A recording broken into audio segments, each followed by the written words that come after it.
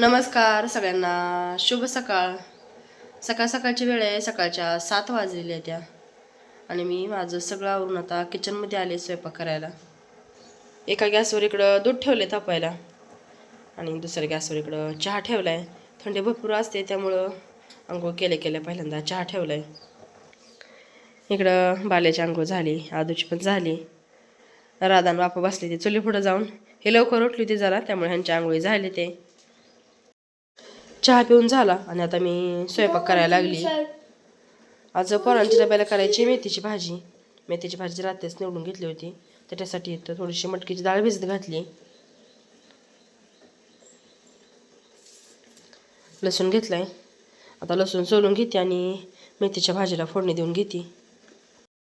कढईत तेल ठेवले आता गरम व्हायला. जिरे टाकले, लसूण,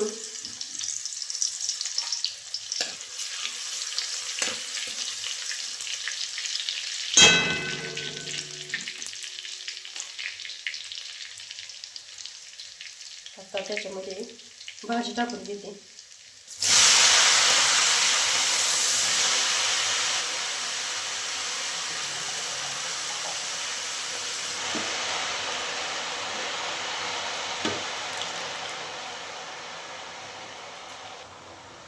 डाळ,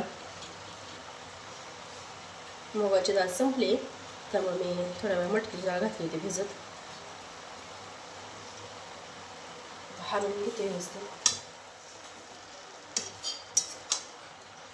आणि अशी शिजवून घ्यायची भाजी. झाकून ठेवायची नाही आणि मीठ पण नाही टाकायचं, शिजते अशीच पटकन कवळी भाजी. भाजी शिजल्यावर मग नंतर मीठ आणि शेंगदाण्याचं कूट टाकायचं. आत्ता जर मीठ टाकलं तर भाजीनंतर शिजून कमी होती आणि खारट होती भाजी. चल आता भाजी शिजती तोपर्यंत आता चपात्या करायला पीठ मळून घेते. कणिक मळून घेतली आणि आता इथं मेथीची भाजी पण झाली माझी करून. आता पोरांना डब्याला खायला चपात्या करते.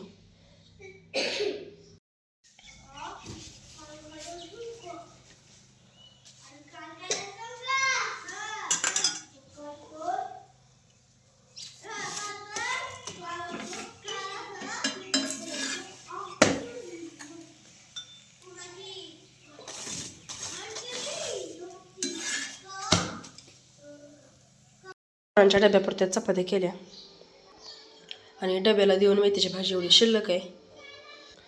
पण नुसते सुक्या भाज्यानं काय पोट भरत नाही, त्यामुळं पातळ भाजी थोडी कमी करावीच लागते दररोज. आता त्यातली भाजी काढून तेच कढई परत गरम व्हायला ठेवली. पातळ भाजी करणारी मी वांग्याची, त्याच्यासाठी इथं मी वाटण करून घेतले. कोथिंबीर, लसूण आणि थोडंसं खोबरं बारीक करून घेतले. चला आता हे पण भाजी करून घेते आणि मग राहिलेल्या चपात्या करते. म्हणजे चपाती होईपर्यंत ही पण भाजी शिजते. वांग्याच्या भाजीला पण फोडणी दिली, त्यात आता गरम केलेलं पाणी टाकते.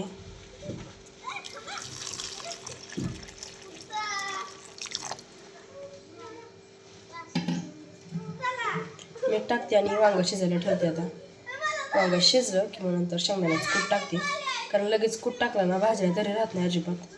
भाजी पूर्ण खळखळ उकळून पांढरीच होती. आता मी फोडणीचा भात करायला लागले. भाताचं सगळं सामान परतून घेतलं. आता पाणी टाकते आणि पाण्याला उकळी आली की मग तांदूळ टाकून घेते.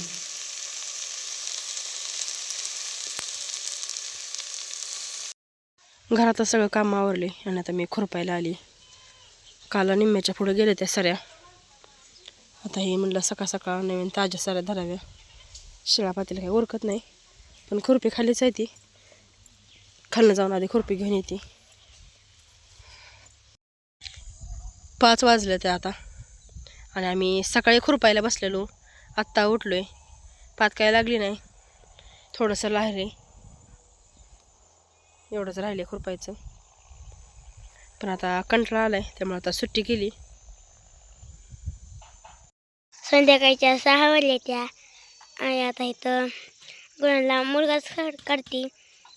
मी बऱ्या आईची मदत करतो. आई काढून देते आणि आम्ही सायकलीवर वाहतोय. गुरं पाणी दावून इकडं बांधली, गाईची धार काढून घेतली आणि आता सगळ्यांना मुरघास ठेवलाय.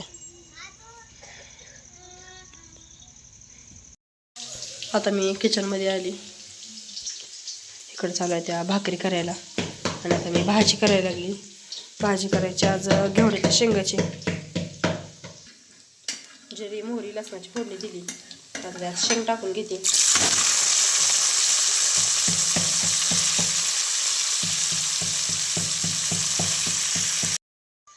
शेंगाची भाजी करून झाली. अलीकडं भाकरी पण करून झाले ते. तर आता गरम गरम स्वयंपाकावर जेवण करायला बसायचं आता. The next day. नमस्कार सगळ्यांना, शुभ सकाळ. सकाळची वेळ आहे. सकाळच्या 7:45 वाजलेल्या त्या. आणि माझं इथं गाईची धार काढून गुरांना वैरण टाकून गुरांचं सगळंच काम झाले. चल तर घरात जाऊ आणि पोरांचं काय चाललंय बघू. आवरले का शाळेत जायला. इकडं कोणाचं डबा भरायचं चालू आहे, कोणाचं जेवण करायचं चालू आहे. आवरलं का सगळ्यांचं? बर. मला काय पाहिजे? आणि इकडं आज पोरांच्या डब्याला चालू आहे तर कोबीचा पराठा बनवायला.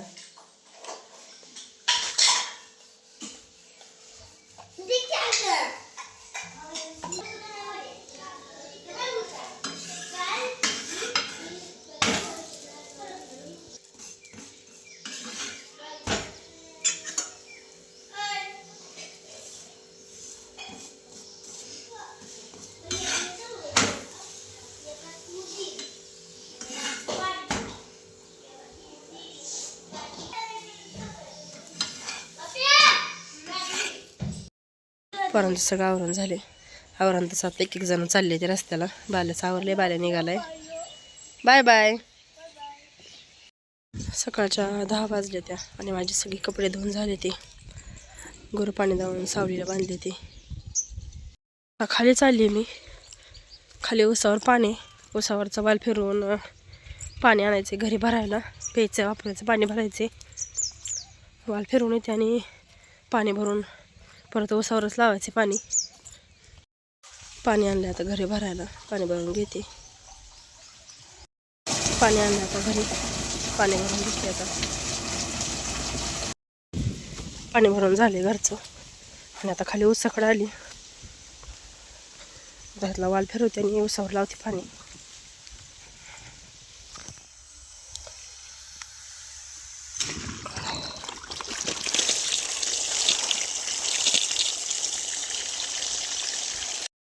आता ह्यातलं शिवरातली मका काढून घ्यायची शिराळ्यांना. ह्याच्या आधी रानात मका होती, ती उगवून आली. आता काढून घेते वैरण. वैरण काढून झाली, नेऊन टाकते आता शाळ्यांना. वैरण टाकून घेतले शाळ्यांना. आता त्यांची पाण्याची पाटी पण भरते.